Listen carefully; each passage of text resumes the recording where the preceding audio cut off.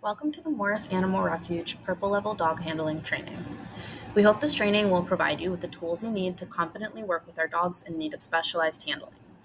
Thank you for your time and dedication to the refuge's most urgent animals. To complete your certification to work with Purple Level dogs, please watch this video, then follow the links in the video description to watch 2 supplemental videos and take the quiz. You need to get 100% to pass the quiz, and you can take it as many times as you need. To start off, we'll talk a bit about which of our dogs might get a purple designation. Usually these dogs are extremely stressed. The shelter is full of new sights, smells, and sounds, and while some dogs adjust well, others become shut down or overexcited or even aggressive. Even the best shelter environment can stress out sensitive dogs, so it's important that we do everything we can to make them comfortable. Purple level dogs might be those who are nervous around strangers and require a slow approach and cautious handling. Other dogs respond to stress by becoming overly excited and difficult to control, displaying behaviors like mouthing, jumping, and leash biting. These dogs need a calm handler who can redirect their energy into appropriate activities.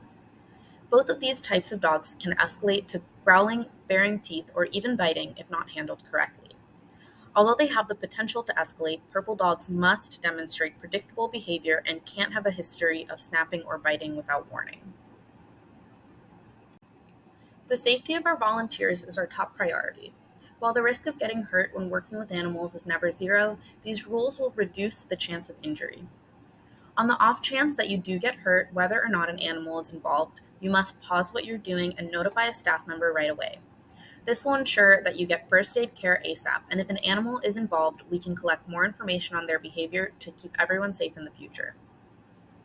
You should also always keep your phone close when working with purple level animals. If you need immediate assistance, you can call the main shelter line or volunteer coordinator for help.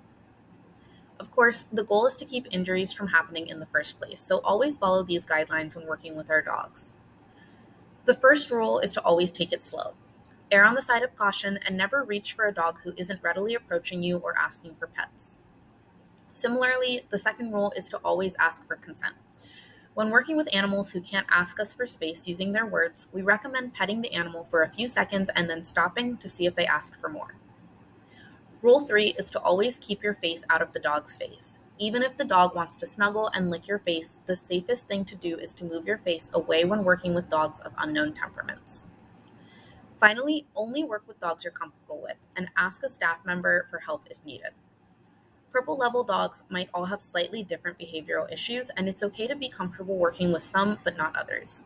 Some dogs might be more difficult to remove from the kennel or put a harness on, and we'd be happy to help you do this. The most important thing to learn is how to identify the different stress responses you might see dogs display. The easiest way to remember the main stress responses is by thinking of the 4 F's: fight, flight, fidget, and freeze.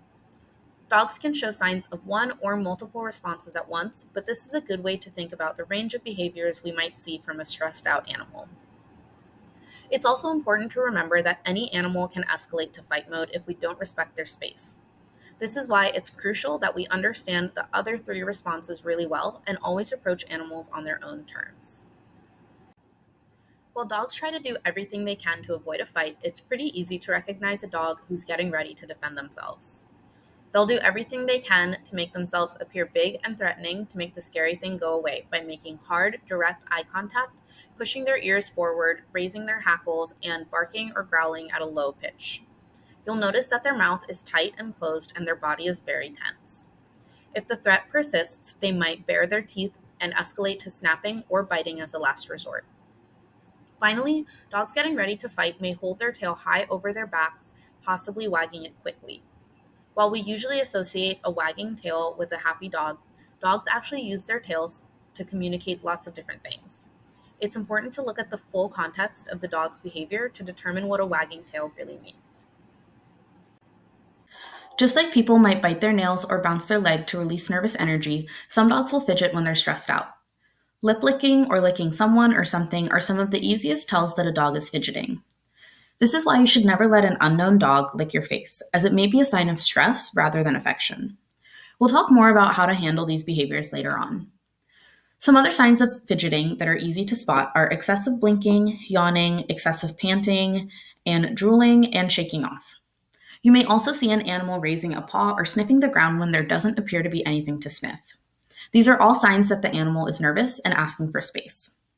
Finally, you may see overly excited behavior in stressed dogs who need somewhere to direct their energy, such as pacing, humping, mouthing and nipping, and leash biting. Dogs exhibiting a freeze response will appear extremely stiff and tense, and they may even be trembling. They'll be trying to appear as small as possible, and they might appear shut down, unresponsive, or catatonic.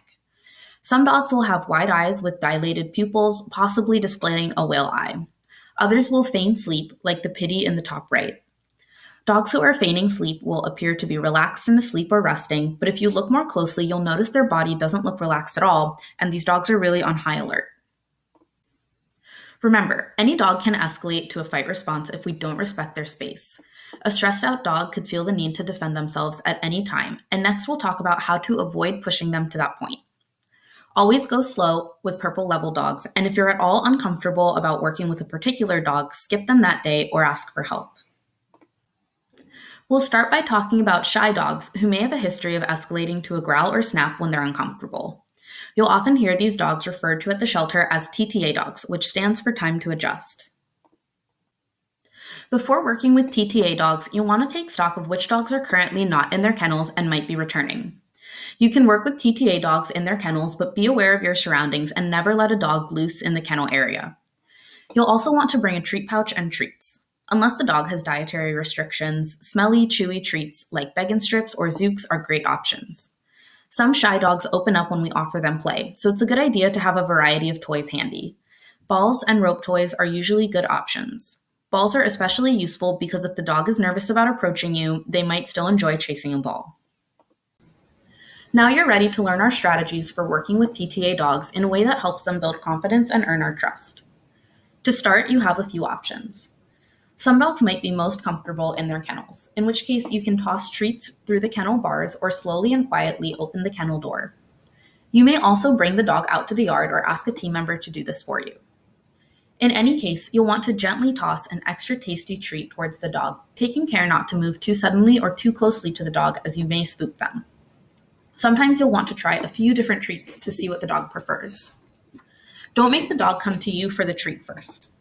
This can make them feel conflicted, and a very frightened dog might approach for the treat and then immediately growl or snap when they realize they've gotten a little too close to you. When beginning any interaction with the dog, make sure to offset your body, avoid direct eye contact, and stay vigilant for subtle signs of stress. This will help the dog feel more at ease with you.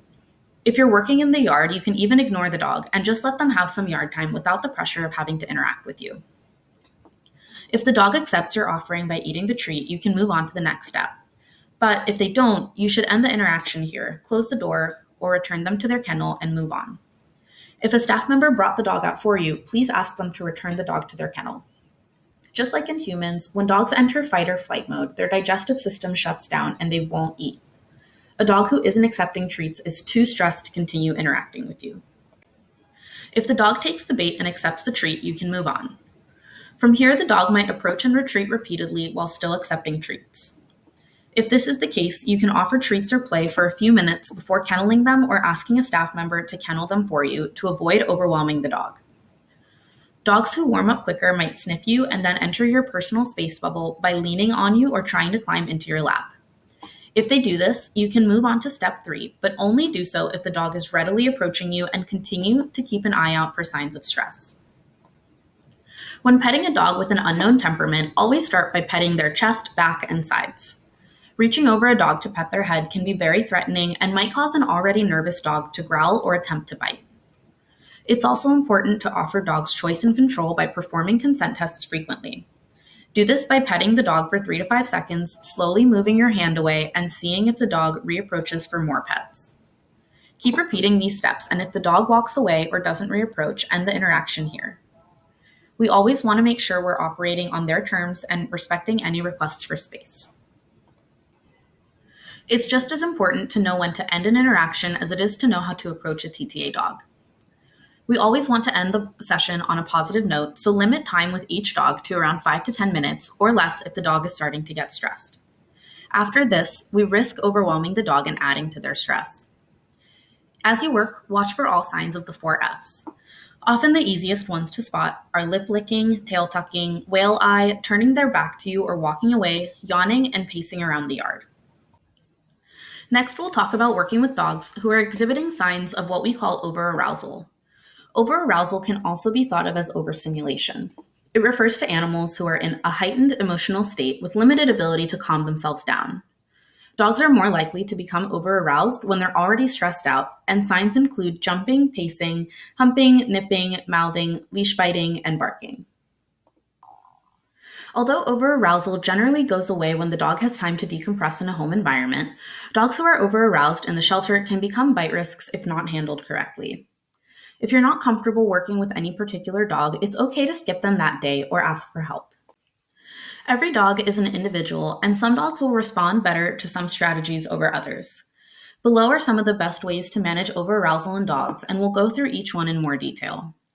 The main strategies we recommend are rewarding calm behavior while ignoring overaroused behavior, using food puzzles and other brain games, going on sniffy walks, and exercising with the dog. If you're working with a dog who's jumping up on you, the best thing you can do is calmly cross your arms and turn away. The second the dog pauses with their feet on the floor, some dogs might even offer a sit, reward them with a treat. You can even toss 3 to 5 treats around the yard for the dog to chase and redirect their attention onto. Never push the dog away, raise your voice, or run from the dog. Dogs who are overexcitedly jumping up will feel your energy and it may cause the behavior to escalate. Food puzzles are a great way for stressed dogs to work their brains and direct their energy towards a positive activity. Food puzzles can be found in the 1236 house, which neighbors the shelter, and if you're not sure where this is, you can ask a staff member to show you. The key for this building is located in the life-saving office. Make sure to sign the key in and out and to lock this building on your way out. You can place multiple types of food puzzles in the yard at a time and let the dog decide which activity they would prefer. Make sure to use treats you know the dog loves. This slide shows some of the common food puzzles we often have available at the shelter. Snuffle mats are felt mats that allow you to hide a handful of treats inside and let the dog root around. Some dogs will use the toy as intended, while others might pick up the mat and shake out the treats. Both are perfectly fine.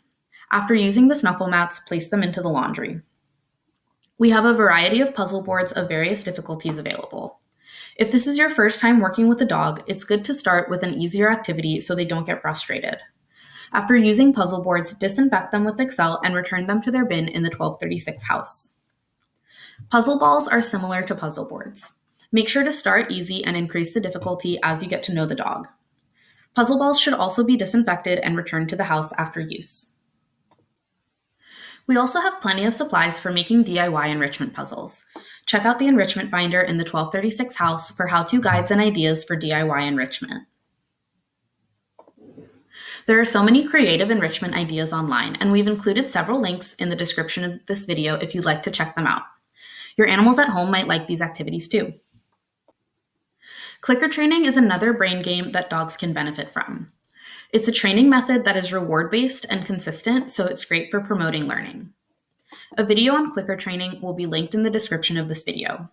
You don't have to watch it to complete your purple level certification, but please do not clicker train unless you've been trained on and feel comfortable with this technique.